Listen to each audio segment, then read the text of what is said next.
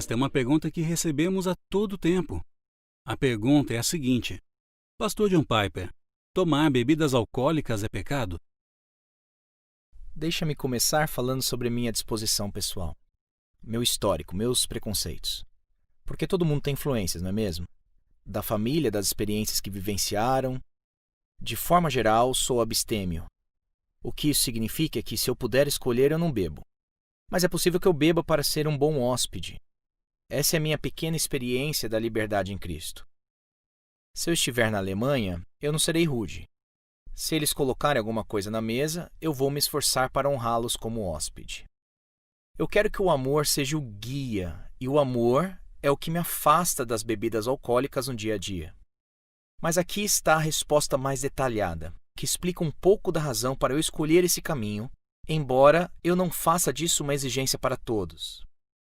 A primeira resposta que eu daria para a pergunta, é pecado ingerir bebida alcoólica? É a mesma resposta que eu daria para a pergunta, é pecado beber água? E a resposta é, pode ser. É pecado beber água enquanto você deveria dar água para alguém que precisa.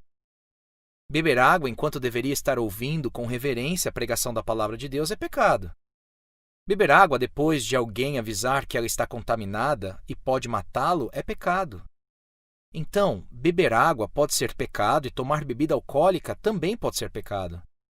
Mas pode também não ser. Jesus fez vinho para a festa de casamento em Caná da Galileia, e eu presumo que ele fez o vinho para que as pessoas bebessem e ele não cooperaria com o pecado deles. Paulo disse a Timóteo para beber vinho por razões médicas.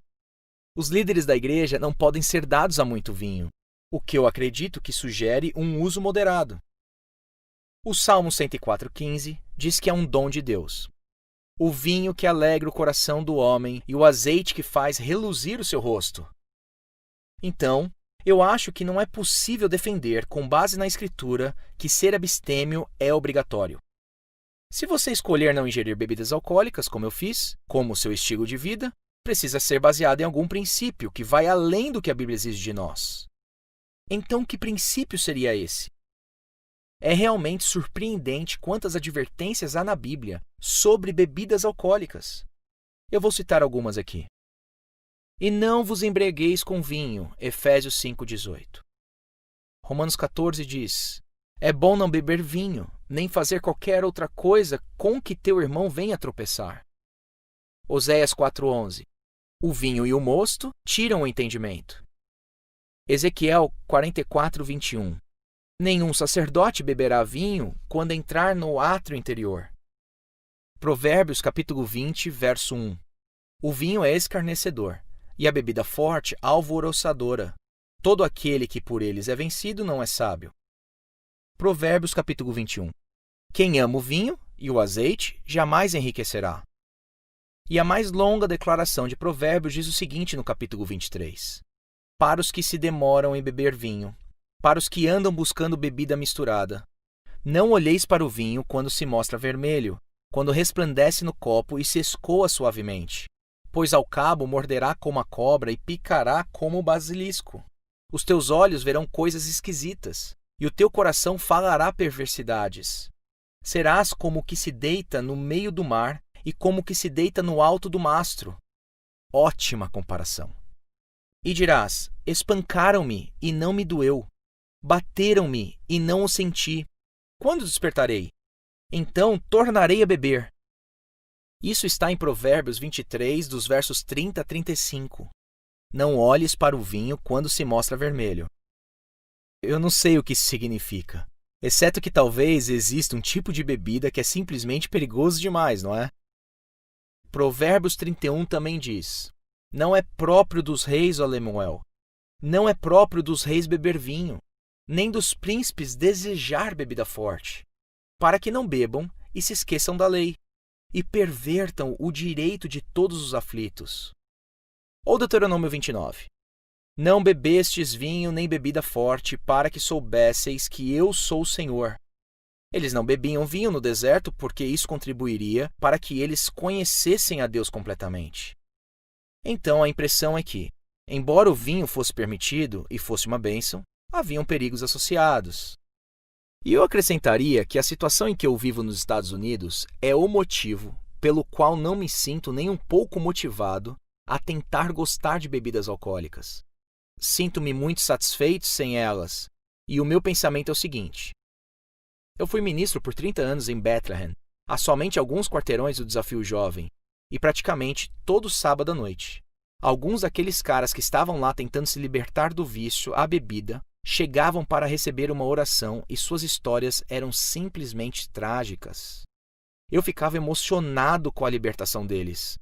Eu via a bebida destruindo vidas e eu via essas vidas sendo reconstruídas sem álcool.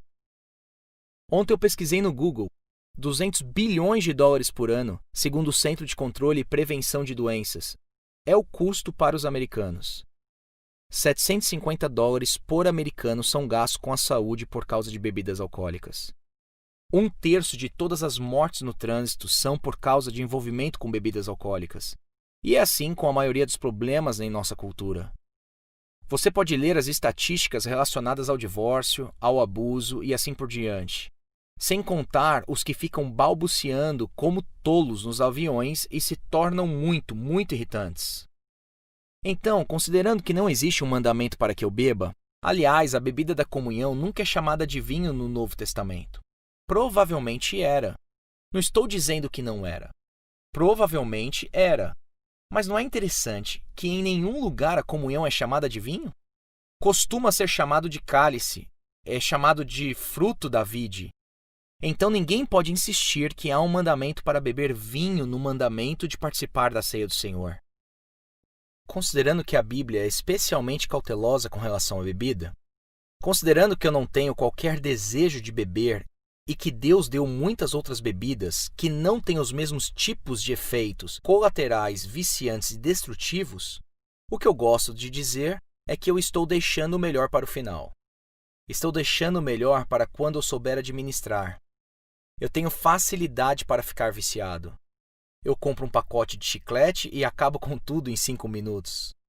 Como eu me conheço e como eu conheço essa cultura que está sendo destruída, em parte por causa da bebida, eu não me sinto motivado a fazer algo que eu não tenho desejo de fazer.